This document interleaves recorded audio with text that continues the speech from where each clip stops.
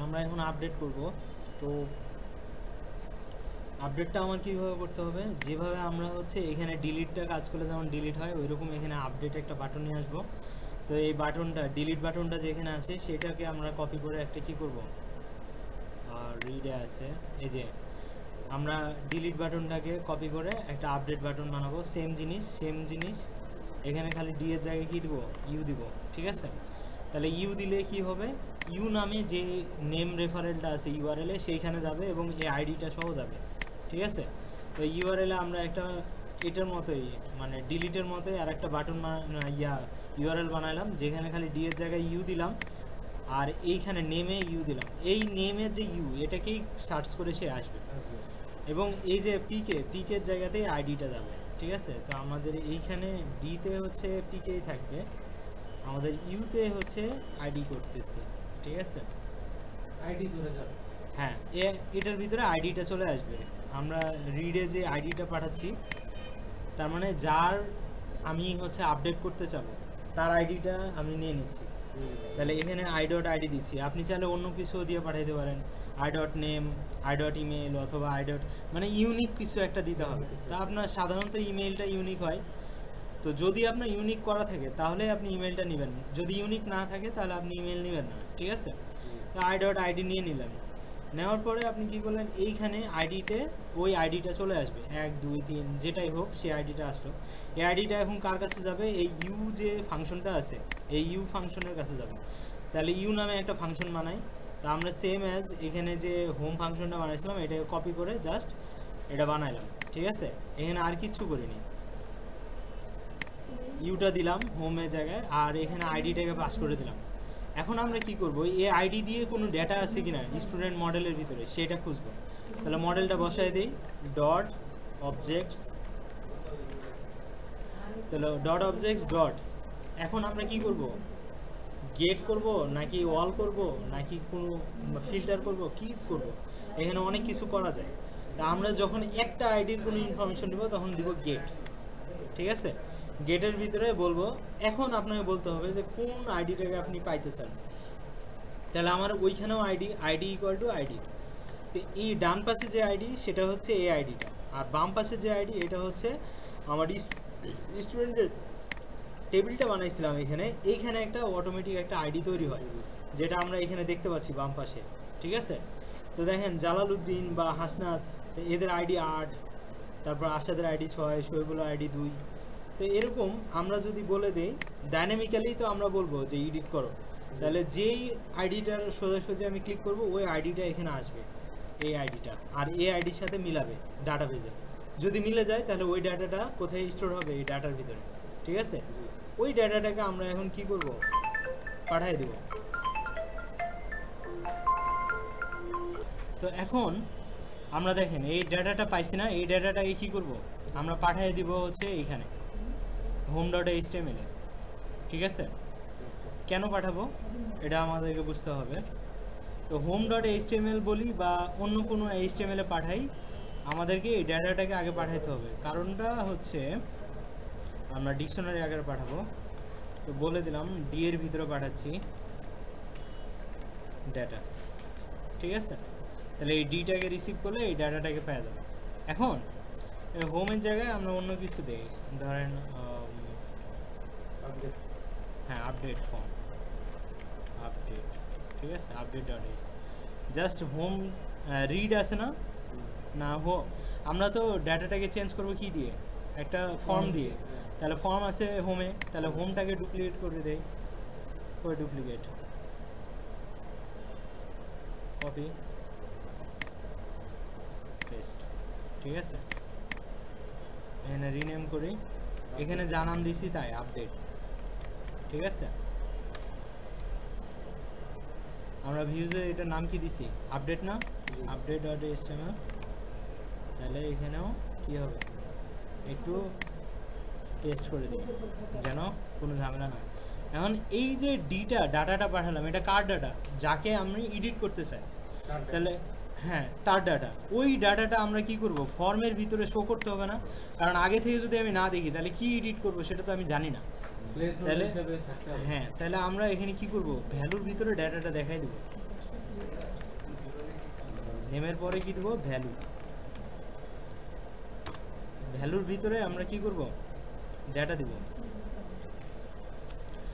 এখন ডেটাটা কি হিসেবে আসতেছে, ডি ডট, মানে ডি এর ভিতরে ডেটা আসতেছে ডি ডট আইডি, ঠিক আছে। এটা নেই। হ্যাঁ না, এইটা হচ্ছে ভ্যালু, যে ডি এর আইডিটা আমরা দেব, ও নেম, তাহলে এখানে নেম দেখাবো। এখন আমার ইয়াতে মডেলে কি নাম দেওয়া আছে, নেম, তাহলে এই নেমটাই আমার এখানে লিখতে হবে আপডেটে। তাহলে আপাতত এগুলো আমার কাটলে হচ্ছে। তারপরে আমরা এটাকে আবার কপি করে জাস্ট বসায় দেব রোলের ভিতরে, ঠিক আছে। তাহলে এখানে রোলটা দেখাবে।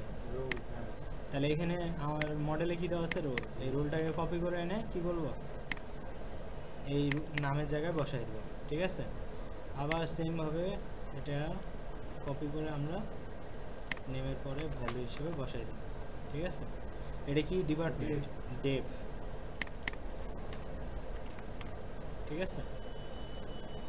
এখানে বসালে কি দেবো, কোন? পিএইচ, তাই না। তাহলে পিএইচ, তারপরে এখানে বসাইলে ইমেইল, হ্যাঁ ইমেইল। এরপরে হচ্ছে অ্যাড, মানে অ্যাড্রেস, এডি, ঠিক আছে। দুইটা ডি, হুম, এডিডি, আরেকটা ডি হবে না? ও হ্যাঁ, ডি। এখন যদি আমরা ফ্রন্ট এন্ডে যাই, এখন আমার কথা হইতেছে এই ফাংশন তো আমরা বানাইছি না, এটা, জি। এটার ফাংশন বানানো আছে ভিউজে, এটা ইউতে বানানো আছে। তাহলে আমাকে কোথায় যাইতে হবে, এখন এই কালারটা হয়ে গেছে কি ডেঞ্জার, তাই না। তাহলে আমাদেরকে এই কালারটা কি করব, হোমে, হোমে স্টেনাল, হোমে স্টেনাল,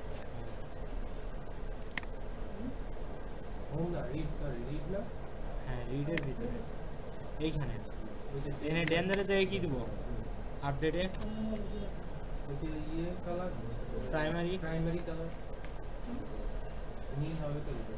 তাহলে জিনিসটা নীল হবে, আসছে। এখন ধরেন আমি শহীবুলকে আপডেট করব, তাহলে আমার শহীবুলের ডেটা সহ সব চলে আসছে না। জি। তাহলে এখন আমি যদি হচ্ছে শহীবুল, তারপর পুরাটা কি আলো, আলম, এ এল এম, এম। এখন যদি আপডেট করি, তাহলে আপডেট করলে রিডিরেক্ট কোথায় যাবে আমি বলছি, না, বলে দিছি তো। ও এখানেই বলছে। কীভাবে বলছি দেখেন, আমরা কি করছি, আমরা কিন্তু না, আপডেট হয়তো এই যে তৈরি হয়ে গেছে। তৈরি হয়ে গেছে। এখন হচ্ছে ব্যাপারটা যে আমরা দেখেন এখানে কি করছি, মেথডটা ক্রিয়েটে রাখছি, পোস্ট করে দিছেন। ক্রিয়েট করছি, তাই না। হ্যাঁ, তা আমরা ক্রিয়েট না করে আমরা কি করব, এখন এখানে আইডিটাও বলে দিব। তাহলে এসটিডি, হ্যাঁ এসটিইউ ডট আইডি ইকুয়াল টু কী দেবো, আইডি। ID তাহলে কি হবে, আর নতুন করে ক্রিয়েট হবে না। এর আগে কি ছিল, আইডিটা বানানোর জন্য আমরা দিয়ে দিছিলাম যে তুমি এখন ক্রিয়েট করো, আর এখন বলতেছি যে আইডিটা আছে এই আইডিতে গিয়ে তুমি আপডেট করো। তাহলে এখন দেখি নতুন আরেকটা তৈরি হয় কিনা। দেখেন শহীবুল আলম এখানে তৈরি হয়ে গেছে, মানে এই শহীবুল আলম আর এই শহীবুল আলম এক কিনা। তাহলে এখানে আমি শহীবুল আলম বানাই, ঠিক আছে।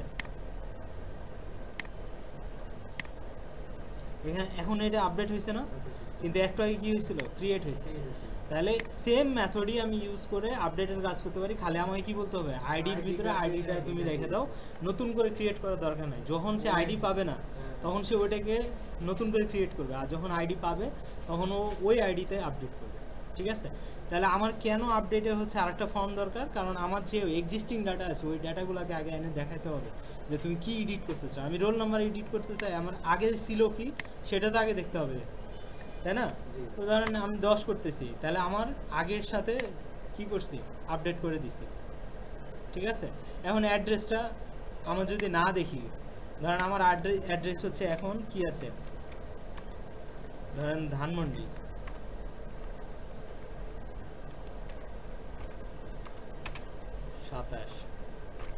ঢাকা।